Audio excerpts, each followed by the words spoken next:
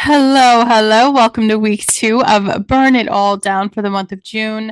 Of course, this one is going to get a little personal. We are not just ditching the grind culture, we are torching fake discipline, the inherited blueprints and the schedules that really have been serving our survival instead of our calling. So, this week is going to be about sacred structure, like the kind that's going to honor your body, hold your purpose, and it flows from devotion, not domination. Okay. If it wasn't built in freedom, it's getting burnt down. We are rebuilding something holy. Okay. Um, Before we jump into this episode, I just want to talk to you guys a little bit about a non negotiable product that I take and I super, super love. Um, and I just mix this with my morning electrolytes. It's incredible. It's colostrum with AC11, patented. We own the, nobody else can have this product. Okay. It's 3 ingredients. And I'm going to tell you something that a lot of people don't want to admit. Like, if you are inflamed, exhausted, you've got that foggy brain, you've just been feeling out of rhythm, it's because your body is literally starving for repair. Not that caffeine, okay? Not hustle, not another cleanse. It's looking for cellular repair, like immune repair, gut lining repair. And this is exactly why I take the colostrum with AC11. And I will say it again for the overthinkers in the back. This is not just another bullshit wellness trend, okay? This is what your body has been screaming for. This is what makes it non negotiable. 3 ingredients. No synthetics, no fillers, no sugar laced distractions. Okay. AC11 is a compound that literally activates DNA repair. I'm talking reducing cellular damage by up to 90%. So your gut's protected, your immune system is activated, your recovery, your focus, your hormone stability, all enhanced. And it isn't a supplement. Okay. This is a biological reset, coded return to wholeness. And I trust this because I trust the woman who formulated it. I trust her mission. I trust her message. I just trust her as a human. Um, you can't biohack your way past trauma, but you can give your body exactly what it needs to stop spiraling. So, this is not optional if you're trying to heal your nervous system, regulate hormones, get off burnout roller coaster, rebuilding after stress or sickness. And I know, like, you've tried the caffeine, you've tried the willpower, you've tried pretending that you're fine. Just click the link in my show notes. Okay. Start the reset. Your body already knows. This is Holos Health. I love this. So let's get back to it. Okay. This week, like I said, we're going to be talking about sacred structure, really, because productivity isn't the problem. It's the addiction to proving that has become toxic for us. Okay. Like, productivity became our coping mechanism, and that on some level, doing became our default for avoiding the feeling. And if we weren't doing, we're self sabotaging because we knew we should be doing. So either way, we are paying a terrible price. Busyness made us feel worthy, valuable, needed. Hustle created an illusion of control over the chaos of your inner world. In this space, we were not creating structure, we were sedating uncertainty. So let's rip the mask off this one. I have to fix my chair because I feel like it's so low to the floor. Okay. Get up a little higher. Yeah. Get up a little higher. So, anyway, productivity isn't the problem. Okay. It's the addiction to proving that is. It's the hidden operating system behind so much burnout, all of the spiraling, and then that constant thought that haunted me. This is something that I have beat myself up about for 8 years now, is why am I not further by now? Why am I not further by now? If I'm doing all the things, it was chaos, pure chaos. And I just want to remind you, okay, I've said this a few times over the past few weeks since I started understanding through my healing that I'm not lazy. Like, I am exhausted from chasing a worth that I already had inside of myself for 8 or 9 years now. Addiction to proving means that, like, your sense of value is wired to your output. You don't feel secure until you've done something. And you're confusing activity with identity. Like, you're feeling anxious when you're not producing, helping, explaining, performing, because silence feels like invisibility.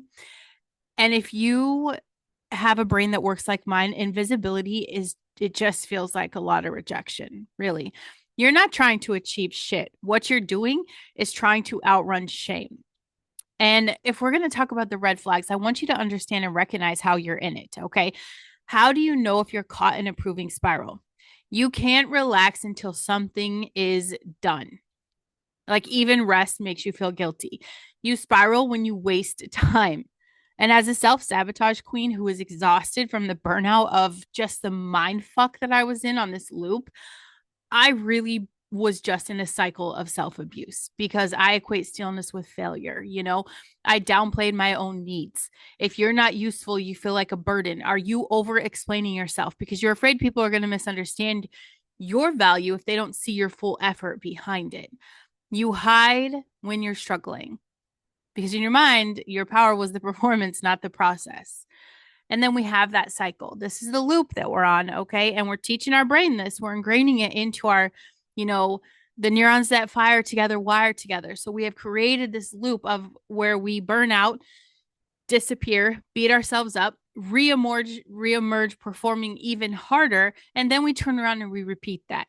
We burn out, we disappear, we self sabotage, we beat ourselves up, and we come out trying harder. And we're so exhausted that every time we come out, we're just getting a little less further. Like we're kind of taking like that one step forward, four steps back. Okay. And what it makes you become is someone who is addicted to proving. So you're going to be that high functioning martyr. Okay. I've worked with women like the most brilliant boss babe CEOs, multimillionaire women who this is what they were, and they were a shell of a human, miserable, high functioning martyr, CEO of performance, a leader who inspires but never feels safe to be human. How many leaders have you seen out there carrying the weight of the world that you can see any given moment they're going to break? And for what? Like, we want to see they're human, right? Or you're a business owner who confuses pressure for purpose.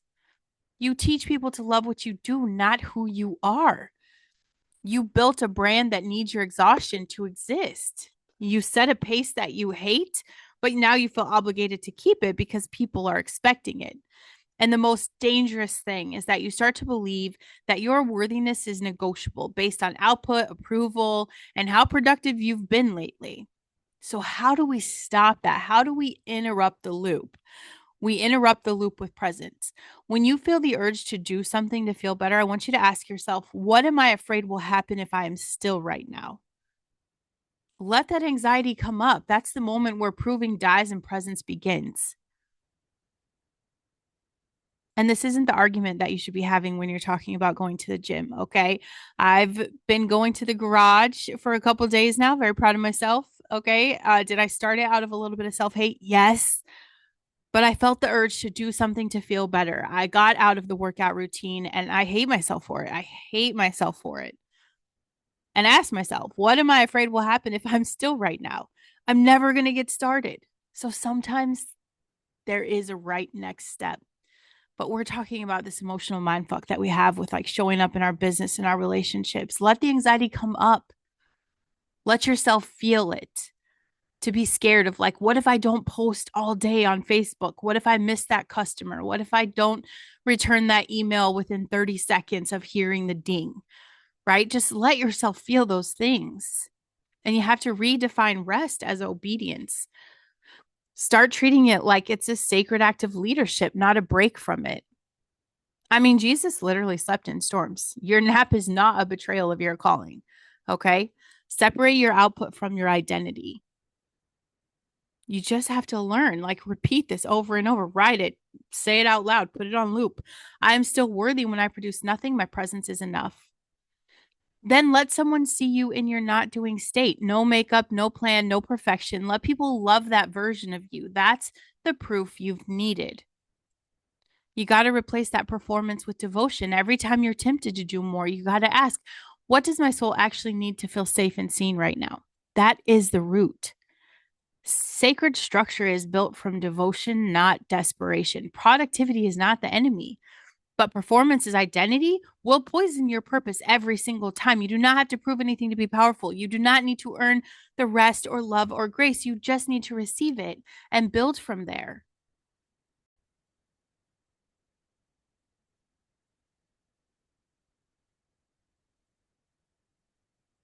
Your nervous system isn't lazy, it's just in survival.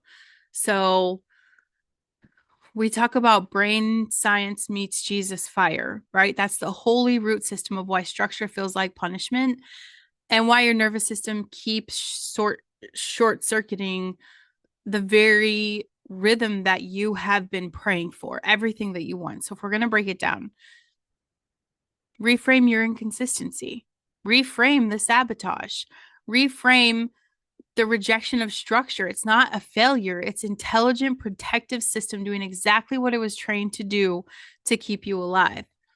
Because the truth is you don't hate structure. Okay. I think that my demand avoidance brain tell me what to do and it'll be the last thing I do, right? Like I have a neurospicy brain and there's a lot of things that don't work for me. And something that I've avoided this entire time and something I had to really focus on 2 weeks ago, I think was my come to Jesus talk about structure. I don't hate structure. I hate what structure used to cost me.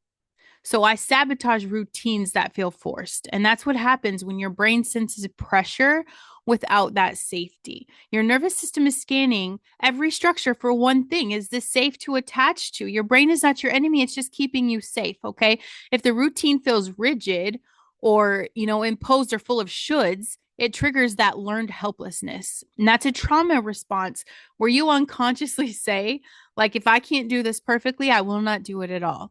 If I follow this, I'll disappear again. If I do this every day, I'll lose my freedom. The sabotage is your body's way of saying, I've been controlled before, I'm not going back. And that is not laziness, that's nervous system rebellion against pressure that feels like prison, really. And trauma taught you to equate stillness with danger. That's what happened. The things that have fucked us up, that is why we work the way we work. When you experience emotional chaos or abandonment or ongoing tension when you're growing up, your brain starts equating hypervigilance with safety. Movement, action, noise, activity equals signs of survival. Stillness means something was about to go wrong. We get the same feeling when we have kids, right? We know when it's quiet, something's going on, right? So we run. But your amygdala is the fear center of your brain, and it's going to start throwing the fire alarm when you stop to breathe, when you sit in silence, when the to-do list is empty, when there's a margin in your day. Stillness feels like danger because the last time you were still, you got blindsided. Okay. Your body got addicted to motion, not because it loved it, but because it feared what it would happen without it. So your identity just got fused with doing instead of being. Somewhere along the line, you got more love, attention, and approval when you were helping other people, when you were showing up strong, fixing the vibe, being useful instead of vulnerable. And that became your reward loop. Do something, be something, prove something. That equals being safe. You didn't just learn to work hard, you learned to anchor your worth in your performance. And every time you try to just be, it feels like identity death, like abandonment. Ideally, it felt like collapse to me. So you've built this self concept based on output, and any structure that told you to slow down and just follow the steps felt like erasure of one of the things that made you feel valuable. Your nervous system rejects systems that mirror pressure or perfectionism. A structure resembles the pressure of childhood perfectionism, the control of religious legalism, maybe shame based grind culture of entrepreneurship. That really grinds my gears. Okay. The emotional labor of being the strong one. Your body's going to say, hell no. Because to your subconscious, that system equals self abandonment. Your brain interprets that structure as something that costs you your safety, your identity, or your sovereignty. So you freeze, you delay, you binge, you ghost, you distract yourself with creative chaos and spiritual side quests. Okay. Not because you're broken, but because your nervous system is scanning for a threat, not success. Hello. I know that was just a huge truth bomb for you. Your nervous system is freaking the fuck out because it's scanning for the threat, not success. Perfectionism is always a threat to the soul. When we're just built to breathe. And Jesus didn't come to save your soul. He came to regulate your nervous system too. It's a package deal. He is the Prince of Peace. Peace is the absence of threat, which means any structure built from fear is not from him. You stop rejecting structure by building it with yourself, not against yourself. Including rest as a rhythm, not a reward. Making room for your body and spirit to agree and asking, does this make me more free or more performative? The bottom line is you don't need a stricter structure. You need a safer structure, spirit led, trauma informed, emotionally anchored, because your nervous system is not your enemy. It's your internal prophet warning you that what worked for the world does not work for the woman that God is raising you up to be. And that sacred structure starts with the rhythm, not rules. So for the month of June, we are burning down performance culture. We're rebuilding from the altar. This is the real work, shifting from structure that dominates you to structure that delivers you. So we're not white knuckling our routines anymore. We're not overscheduling and calling it discipline. Okay. It's sacred structure. And that's how you move from performance to rhythm. And there's no rules. Structure that honors your soul doesn't demand. It listens. It doesn't punish. It protects. The shift just isn't strategic. It's spiritual. So this is aligned priorities and emotional honesty are how we build on that sacred structure. A lot of people plan their week based on what they think they should do, what they're afraid they'll fall behind on, and what other people are expecting. I seriously have a mad case of the yawns. I've had it all day. Like I took my kids to the dentist this morning. I was falling asleep on the car ride back home. It was insane.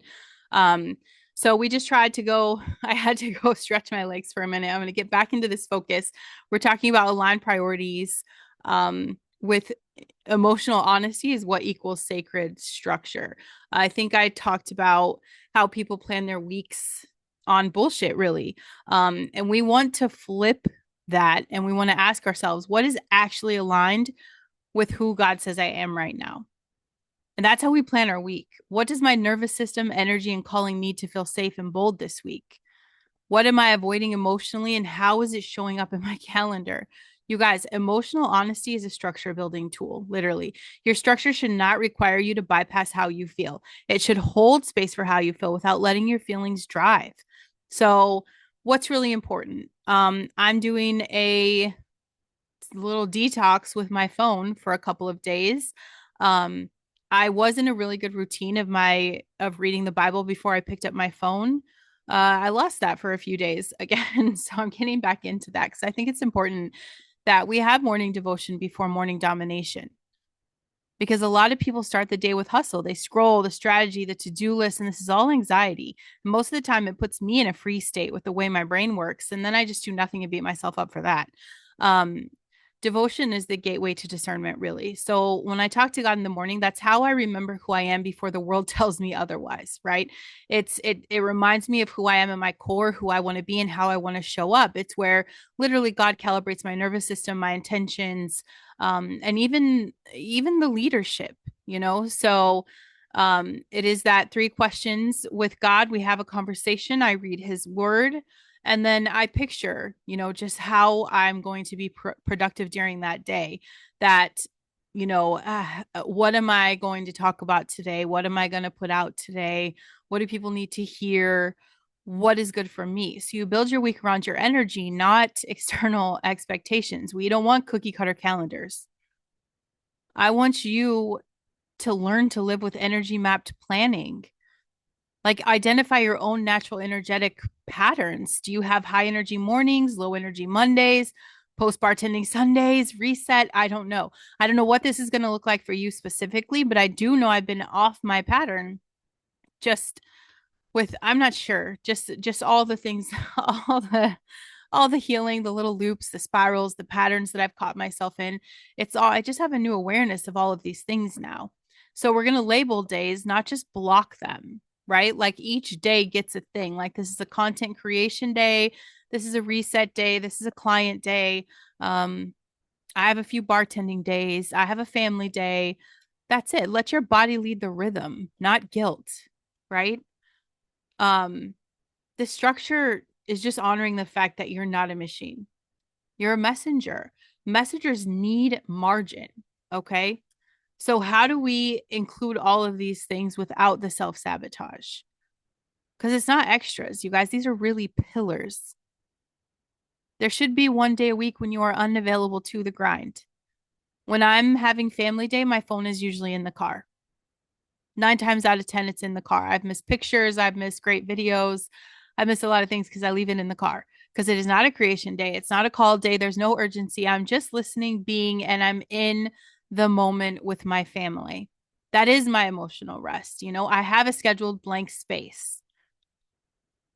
I have that time where not unscheduled that gets filled with laundry and phone calls, but like real soul space. I have this non-reactive time. I make sure I have this. No obligations, no answering to anyone, just me in that moment with God. There's a lot of things that help people too, like doing the food prep, making like nourishment automatic, not perfect, not aesthetic, like what supports your nervous system to not spiral during a lunch or a long day or a cycle crash. You have to prep for resilience, not restriction. Movement, no punishment, no obligation. It's just a recalibration. I'm recalibrating myself to move again. Because what movement helps me regulate when I'm stuck in my head? Getting on the treadmill every single time. Every single time. Put your content and sales inside sacred windows. You're not on demand, you're on assignment. Okay. And you can set creative sprints. I do that. I do that and it's amazing and it works for me. Then I have to stop, rest, play, trust the seed. And something that has really helped me. I think I should share this with you guys. And let me see if I can move this over. I'm going to pull it up on my phone. Just something I do because I feel like so many of us get caught in that toxic scroll where we are just scrolling. And it does hurt us. It does hurt us subconsciously, even if it's something that you cannot, um, was my train of thought, you guys.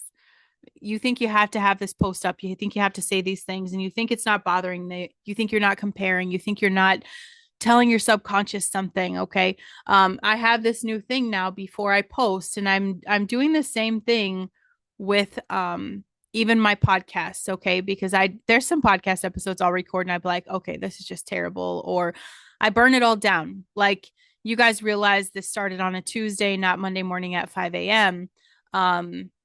Sunday ended up being an extra long family day, and I knew yesterday was a reset for me. Didn't answer messages, didn't answer my phone. I know some of you are like, yeah, bitch, I did text you. I probably even opened them and didn't respond. That happens. Um, but today I got back at it and I struggled with the internet for a very long time today. And what I would normally do is just say, fuck it. It's stupid. I created this whole June calendar. I blew it. But the thing is, like, the world did not implode because I didn't have a podcast at 5 a.m. Right? I knew I was going to get this up. I know that my beautiful listeners are still going to hear the message. These are the things I do. When I put a post up or when I do a podcast, I release it. I release it. Okay. And I have this mantra that I saved on my phone. It's just a screensaver that I say. But it says this post is a weapon of light. It's not for likes, it's for liberation. I post not to be seen, but because I see. God gave me this word and I won't hold it hostage to silence. And then you want to set that intent. This podcast has always been about if it blesses one person, if I can make a difference for one person, it's done its job. If no one reacts, it's still released heaven into the algorithm. If I never see the fruit, I trust God saw the seed. Um, and that's the thing. I don't go back and look, and I was addicted to that. I think anyone who says they're not is just lying. It has to be something that we could share verbally out loud that we struggled with that. And can I put it behind me? Absolutely, because it's not a struggle anymore. I have this. It released me. I've been liberated with this. But instead of checking after I post, I pray over it like it already touched someone. There's just that gratitude. Like I feel like it made a difference with something. And then, I go spend 10 minutes with my cat or my kid and I just forget about it, post, proclaim, disconnect. Because really, honestly, any message that we're putting out when we're making God the foundation, it never returns void ever. We don't post to prove. We're not trying to prove anything. We have a message to share and it's designed for a specific soul, and that's us doing our job. So whatever that is, if you need some kind of mantra, I want you to do that. We're going to do the same thing with your sacred structure mantra. Okay. We need to understand That structure is not here to control us, it's here to contain the fire. So, structure should never shame you. It should never feel like domination. It should feel like devotional alignment that says, here's how I protect the vision. Here's how I protect the vessel. Here's how I keep the oil flowing without burning the altar. That's what we do. That's how we move from forced performance to fluid, spirit led rhythm. Emotional honesty, aligned priorities. That is the foundation for sacred structure. Morning devotion, build your week around your energy, not other people's expectations, you know? And this goes for like my stay at home moms. Girl, one day a week is a big house cleaning day. Do I, I'm envious of the people that can wake up and like every single day they have a house project. I kept my kids alive today. I kept my kids alive. I homeschool, that takes our time. I just if you have kids, they're busy and it's energetically draining. So yeah, if I just spent 2 hours doing school with my kids, it's not in my soul to go fold the 3 loads of laundry that have been waiting for me since Thursday, right? And I'm freeing myself from beating myself up for that. It is literally I'm going to celebrate that I have a really great schedule set out right now where I clean the house really, really good one day a week and then just fight for my life the rest of it, in a way that fits my energy. I love this. But do the things like include that Sabbath, include that emotional rest, include the food prep, the movement and building business, all of this in a way that supports you. I always thought it was evil, but it's not. Structure isn't evil. It's just been weaponized. Now we're reclaiming it as a spiritual tool. So, what are we building instead? Devotional productivity. That's a core frame that separates grindpreneurs from kingdom led creators. You're not here to build from pressure, you're here to build from presence. I want you to step into the power of being that kingdom led creator. And you guys, if you have not checked out, if this is also in the show notes, you could try this for 5 days free. But I have an incredible Christian app that I know a lot of entrepreneurs. It's actually a network marketing devotional. Like you can share this and actually get a kickback. So, not from the 5 days free. Okay. So, you could try that. I'm not getting kickback from that. But if you love it, there is a kickback for me. And I love that. But no, it is this guy Graham is just incredible. I love listening to him. His team is amazing. And they never make me feel out of place. Like there's some things, I'm never going to be that cookie cutter church girl. It's just not it wouldn't come natural to me. And I'm not meant to be watered down. God's going to use me how he's going to use me and people are going to judge that whether I like it or not and it's okay. This app here though, I am telling you, he will speak to you exactly where you are. So if you are someone who is definitely fitting that cookie cutter church, I love you for that. There is a part of me that will always be envious of that. Okay. You hold a different core piece, right? I'm vulgar. You're just peace. I think that'd be the separation for us. But kingdom led creators. So this is a great app. I'm telling you, you guys should really check it out. 5 days for free. You will thank me for that, honestly. So anyway, so I want to break down devotional productivity. Okay. Um, because discipline without devotion is literally, it's just burnout. Like you're not called to wake up and get shit done. You're called to wake up and get aligned. And then we act with the fire. You know, discipline is saying do it no matter what. Devotion, okay, it's all about that perspective. You take two people and put them through the same thing, and it's that perspective that's going to determine their peace and their joy and their happiness. You're going to wake up and you're going to be led by discipline. You're going to say do it no matter what, and you're going to have resentment, burnout, anger. Devotion says do it because I'm led. You're going to be empowered, held, and honored. Discipline alone creates that shame loop, especially if you're neurodivergent like me, if you're emotionally driven like me, if you're spirit aligned visionary like me. Discipline collapses when motivation dips. Devotion anchors you when motivation disappears because it's not built on hype. We aren't about the hype. I'm not going to bullshit you about the things you can do or what's possible. Just going to help you see that it is possible. We want holy alignment. So devotion creates consistency as a byproduct, not a weapon. What would a devotional business rhythm look like, right? Again, I'm going to say, wake up and have your devotions first, journaling, scripture. God, what do you need me to see today? What can you help me with? And what can I give you that I can't handle? Then you choose your business task based on what's anointed, not just what's urgent. And when you really get serious with your conversations with God, when you get serious about reading the Bible, you feel that discernment in your gut. You know. So you create a flow. Sunday for me is that creation, um, kind of just recovering. Fridays and Saturdays are huge bartend days for me. So there is no, I'm just not here. I'm in the public peopling. Okay. Monday is usually just my system reset. And then Tuesday through Thursday, that's business hours for me.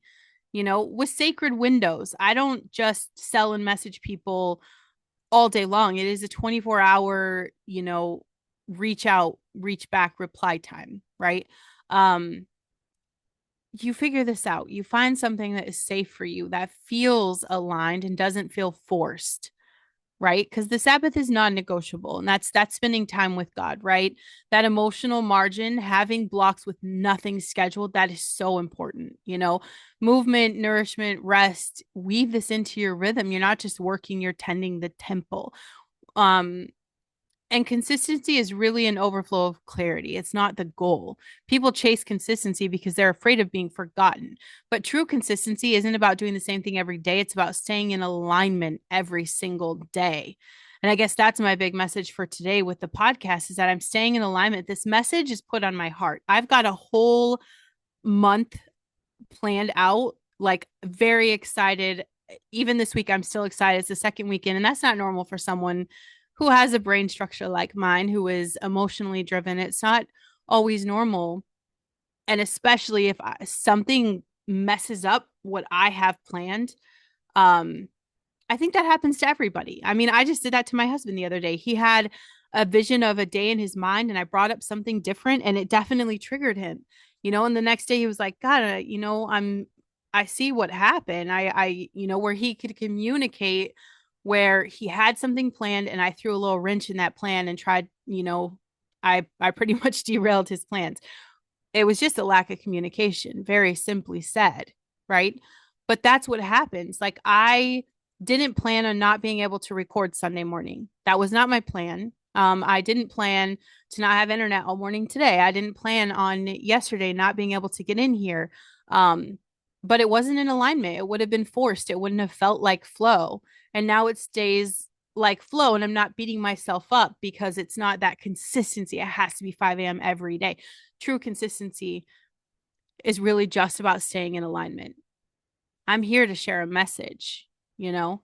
And that devotional clarity, we have to get clear on, like, what is mine to carry today? What is God breathing on right now? What's ready to be released and what's still being formed? And from that place, your actions flow from knowing, not from hustling to prove. Clarity gives birth to confidence, and confidence will sustain your rhythm. That's the real consistency. That is the real consistency. And the power of obedience is greater than motivation. Motivation is mood based. It's a fleety little hussy. Obedience is spirit based. You don't need to feel like it. You need to move when God says move. And if he's silent, you rest, you listen, you stay close, because the most productive thing you can do is obey. Obedience eliminates all the overthinking, and we're really fucking good at that, aren't we? Like, we've made that just a masterpiece. The overthinking, we've got it on lock, but it's literally killing your body, dude. Like, it's fucking up your nervous system and your brain and everything else, hurting your relationships. We want to kill the chaos of second guessing. Obedience says, I'm not leading this mission, God is. I'm just stewarding it well. Why is rest now a strategy, not a reward? Is that what you earn after crushing it? It's what you receive to stay spiritually calibrated and emotionally regulated. Okay. When you rest regularly, you get the clear downloads. I seriously, like, I take a nap from like 11 to 12, 12:30. Not all the time, probably every other week. I get really good at getting up with my husband because we do this little class thing at 11. I get pretty good at that. But if something derails that and it's not an option, you better believe I'm taking a nap time and I'm not beating myself up. I think if I wouldn't have taken a nap time today, I sure as heck would not have the clarity I have to be able to share this message. My content wouldn't hit as hard, and I'm here without resentment. I'm not pissed off that I wasn't like, oh, I have to do this podcast episode, right? I'm pumped for this because I know I'm being obedient. You want to know, like, people have asked me before, like, how are you so magnetic? And what happens is when you show up in obedience and when you show up in the truth and you show up in the raw potential of who you are and you're not trying to hide shit, we're not bringing fluff. I'm not blowing smoke up your ass. I'm not the Instagram princess any more than I am that, cookie cutter church kid, right? I'm not any of those things. But I can magnetize people who value my peace because of that honesty and that obedience. I rest because I trust. I don't need to control every outcome. I trust the seed. I trust what I'm doing. I trust the cycle. I trust the silence. I didn't. Please understand that was a whole lot of hell to go through to get to that. It was that refinement. And I needed it. I'm not mad at all the years I've wasted in the cycle of self sabotage. I needed to be here in this moment to really learn what it was to trust the silence, to really know that what I thought was a great relationship with Christ was just built on the fear, not faith. And that explains why I would be so judgmental for people that always preached fear, right? Because you see the truth in what people say when it bothers you. If someone's doing something and it bothers you, there's some kind of truth that's touching you on. And I would see these people, these Christians that are just like coming from a place of fear all the time, like so worried all the time. And I'm like, that's so gross. Like, it's an ick to me. God is love, right? And yeah, that was great for a long time until I realized I still was moving in a lot of fear. A lot of fear. You're not here to build like the world builds.